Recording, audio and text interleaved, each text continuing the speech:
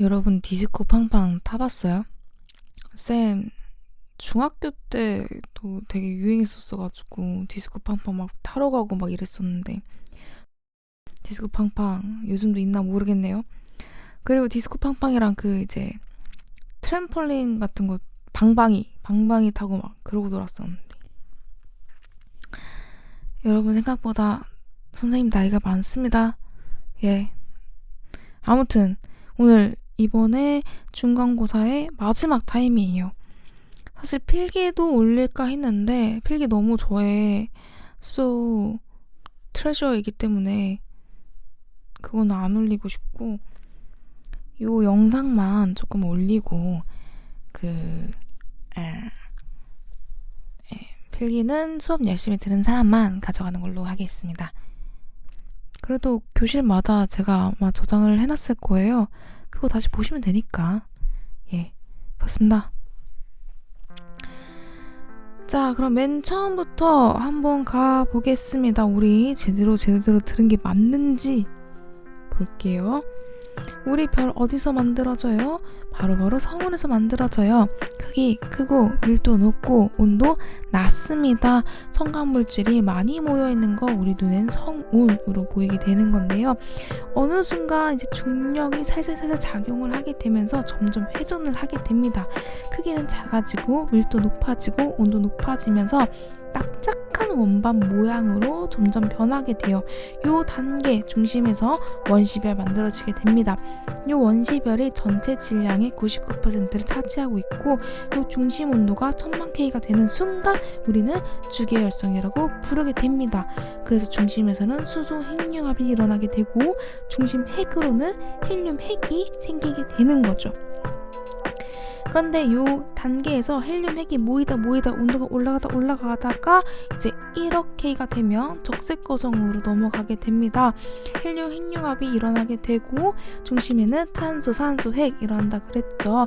적색거성, 왜 적색거성이냐? 우리가 크기가 너무 갑자기 커지는 거야. 그럼 내가 대표하는 공간이 많기 때문에 우리가 표면에서 봤을 때는 온도가 낮아져 보여요. 그러면은 약한 힘이잖아요. 파란 별보다는 붉은 별이 약한 힘, 적색으로 보이게 됩니다. 자, 이 적색거성에서 이제 더 커지면 행성상 성운으로 이제 작용을 하게 되고 요 행성상 성운 다음으로 핵만 남아있는 상태, 우리가 백색 외성이다 라고 볼 수가 있겠습니다. 백색 외성 핵융합 일어나나요? 일어나지 않습니다.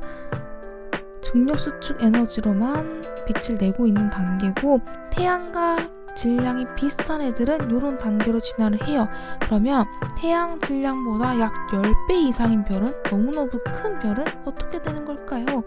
우리가 성운도 이미 크고 원시별도 이미 커서 주계열성 자체도 굉장히 크고 뜨거운 상태라 파란 주계열성으로 돼요.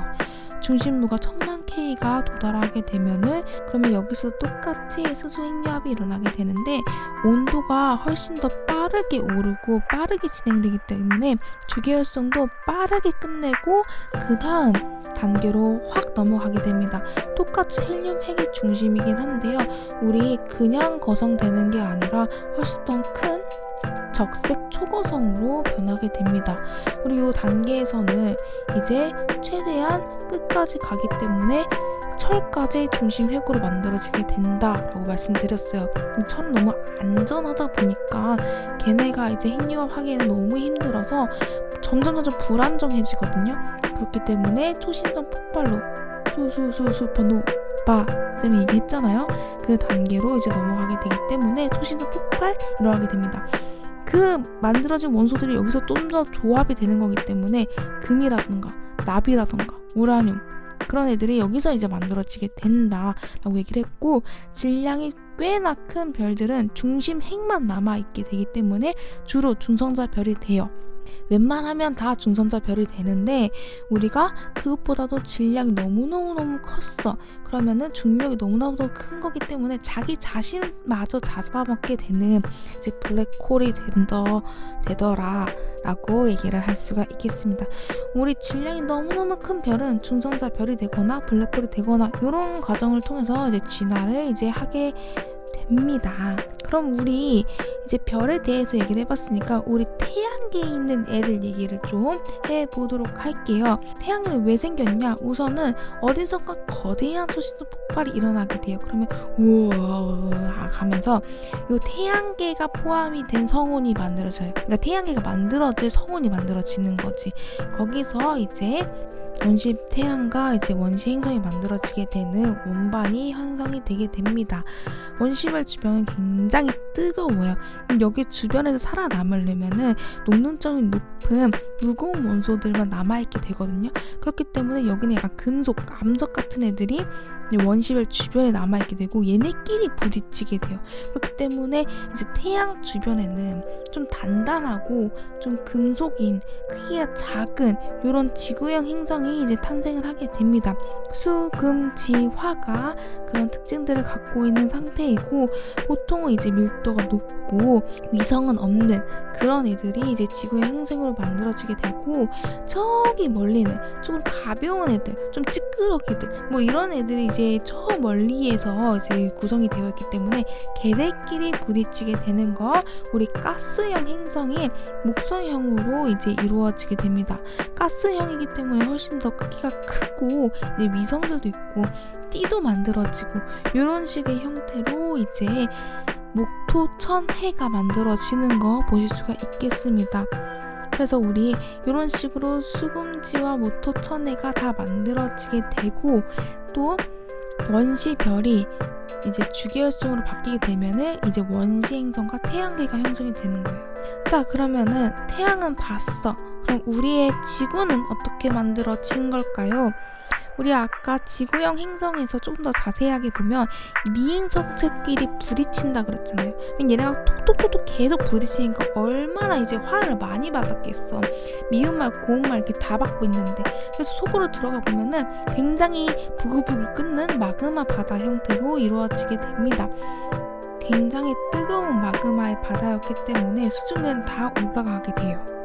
그런데 얘네가 이제 충돌을 서서히 안 하게 되면은 점점 이제 온도가 낮아지게 될 거기 때문에 우리가 지각이 만들어지게 돼요. 굉장히 얇은 형태라 에너지는 그대로 방출하게 되긴 하지만 서서히 이제 안정이 되기 때문에 밀도 차에 의해서 핵이랑 멘틀도 구분이 되어지게 됩니다.